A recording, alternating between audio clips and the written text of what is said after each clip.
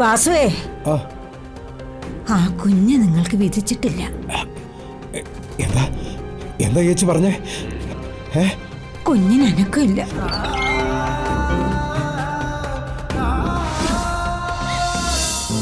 ഊണിലും ഉറക്കത്തിലും മലയാളികൾ താലോലിക്കുന്ന സ്വരഭേദങ്ങൾ. മലയാളിയുടെ, മലയാളത്തിന്റെ പ്രിയപ്പെട്ട ശ്യാമ. ഗായിക ശ്യാമയുമായി നടക്കുന്ന സ്പെഷ്യൽ അഭിമുഖത്തിലേക്ക് നിങ്ങൾക്ക് ഓരോരുത്തർക്കും സ്വാഗതം.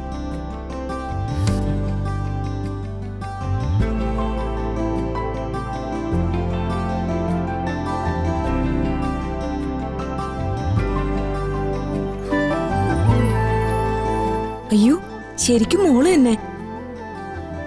മിണ്ടായിരിക്കമ്മേ, അത് കാണുമല്ലേ. നമസ്കാരം മാഡം. നമസ്കാരം. ശബ്ദം കൊണ്ടൊരാളെ സ്വർഗത്തിൽ എത്തിക്കാൻ കഴിയുമെങ്കിൽ അത് സാധിക്കുന്നത് ശ്യാമ മാഡത്തിനാണ്. ഉത്തരേന്ത്യൻ ഗായകരിൽ പ്രധാനപ്പെട്ട ഒരാൾ പറഞ്ഞതാണ് ശ്യാമ മാഡത്തിനെ കുറിച്ചുള്ള ഈ വാക്കുകൾ. മാഡം വന്നതിൽ അതീവ സന്തോഷം. ഞാനും വളരെ സന്തോഷത്തോടുകൂടി എവിടെ ഇരിക്കുന്നത്. കാരണം എന്നെക്കുറിച്ച് ആളുകൾക്കൊരു തെറ്റിദ്ധാരണയുണ്ട്. ഞാൻ പൊതുവെ മീഡിയാസിനൊന്നും അഭിമുഖം കൊടുക്കാറില്ല. പരമാവധി ആഘോഷങ്ങളിൽ നിന്നൊക്കെ മാറി നിൽക്കുന്ന കൂട്ടത്തിലുമാണ്. എത്രയോ ആളുകൾ എൻ്റെ പാട്ട് കേട്ടിട്ടുണ്ട്. മുഖം ഒന്ന് കാണാൻ കഴിഞ്ഞില്ല എന്ന് പറയുന്നതും കേട്ടിട്ടുണ്ട്. സത്യമല്ലേ മാഡം? മീഡിയാസിൽ നിന്നും ഇത്രയധികം ഒഴിഞ്ഞു നിൽക്കുന്ന ഒരാളെ വേറെ കാണാൻ പറ്റില്ല. എനിവേ, നമ്മളിപ്പോ അത് ബ്രേക്ക് ചെയ്യുന്നു.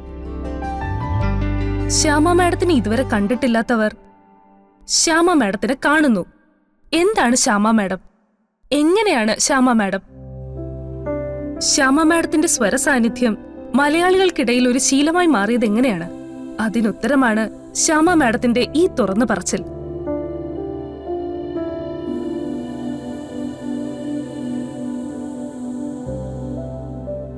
എൻ്റെ അച്ഛനൊരു പാവപ്പെട്ട പൂജാരിയായിരുന്നു.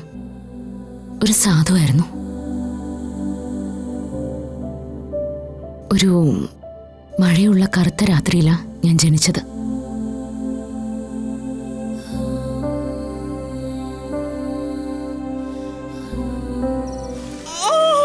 ദേവകിക്ക് പ്രസവവേദനയാണെന്നാ തോന്നുന്നേ. അതെ, വൈറ്റേട്ടി വിളിച്ചിട്ടുണ്ട്. വേഗം വാ, നമുക്ക് പോയി നോക്കാം.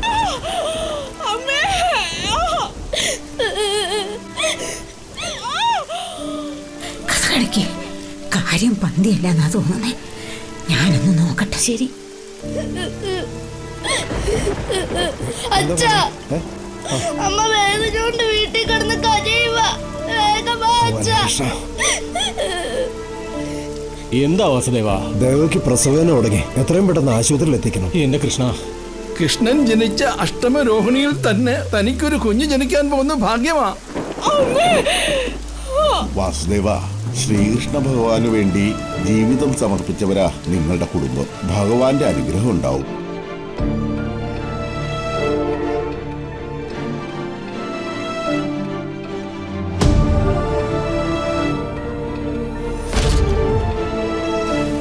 വാസുദേവ, ഇത് പിടിക്കുക.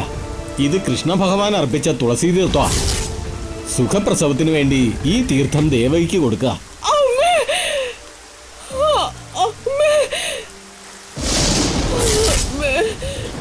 അതെ, ഇതെന്റെ കയ്യിൽ നിൽക്കൂല. വേദന തുടങ്ങിയിട്ട് പ്രസവിക്കേണ്ട നേരം കഴിഞ്ഞു. എത്രയും പെട്ടെന്ന് ആശുപത്രി കൊണ്ടുപോയില്ലെങ്കിൽ പ്രശ്നമാകും. ശരി.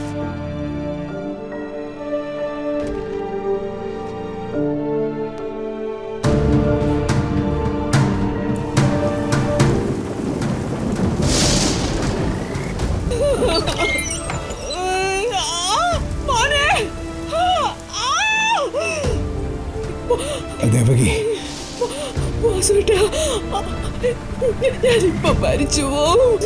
നമ്മൾ നിത്യം പൂജിക്കുന്ന കൃഷ്ണ ഭഗവാൻ നമുക്ക് ഒരാപത്തും വരുത്തില്ല. നീ സമാധാനായിട്ടിരിക്കുക. ഭഗവാന് നയിച്ച തുളസി തീർത്ഥവാ. വാ തുറക്കും.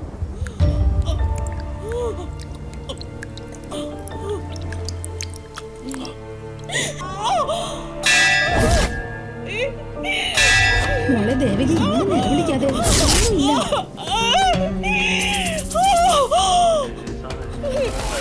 അമ്മേ എന്തായി? ദേവകി പ്രസവിച്ചു, പെൺകുഞ്ഞാ.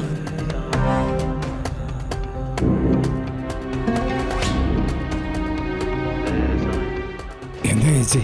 ദേവകി പ്രസവിച്ചു, പെൺകുഞ്ഞാ. എന്റെ കൃഷ്ണ, നീ എന്റെ പ്രാർത്ഥന കേട്ടു. എടാ മോനെ, നിനക്കൊരു അനിയത്തിക്കുട്ടി ഉണ്ടായെന്ന്. അച്ഛാ, നമുക്ക് പോയി കാണാം. ആ വാ. വാസുവേ, ആ, ആ കുഞ്ഞ് നിങ്ങൾക്ക് വിധിച്ചിട്ടില്ല. എന്താ എന്താ ചേച്ചി പറഞ്ഞേ? കുഞ്ഞിന് അനക്കമില്ല.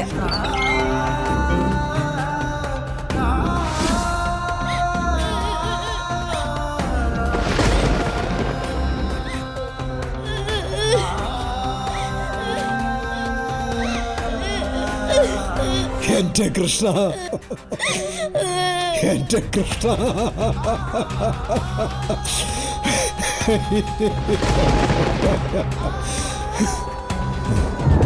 എന്ത് തെറ്റ് ചെയ്തിട്ടാ എന്റെ കൃഷ്ണ ഞങ്ങളുടെ സന്തോഷത്തെ നീ തകർത്ത് കളഞ്ഞത്?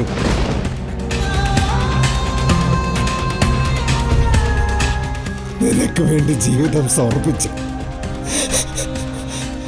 ഞങ്ങളോട് എന്തിന് ചതി ചെയ്തു? അച്ഛാ, എനിക്ക് ജീവനുള്ള ഒരു അനിയത്തിയെ തരാൻ കണ്ണനോട് പറയാ അച്ഛാ.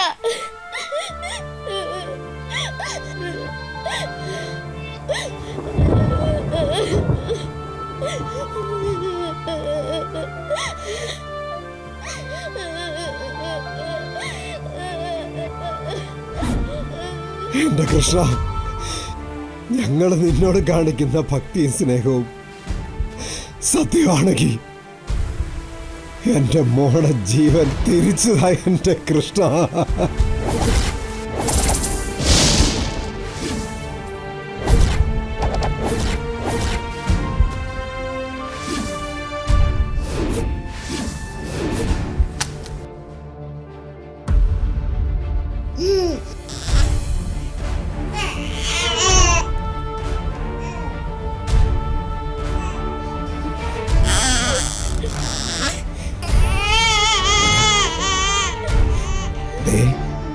മോന്റെ കുഞ്ഞുവാവ, അച്ഛന്റെ വാവേ, മുത്തേ.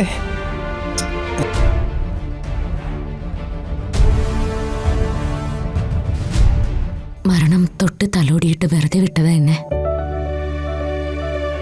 അതൊരു പക്ഷേ ഇവിടം വരെ നീണ്ടൊരു യാത്രയ്ക്ക് വേണ്ടിയിട്ടായിരിക്കും.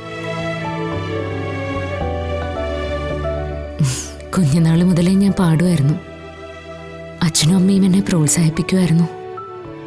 എന്നെ സംഗീതം പഠിപ്പിക്കാനായിട്ട് അവരൊരുപാട് പാടുപെട്ടു.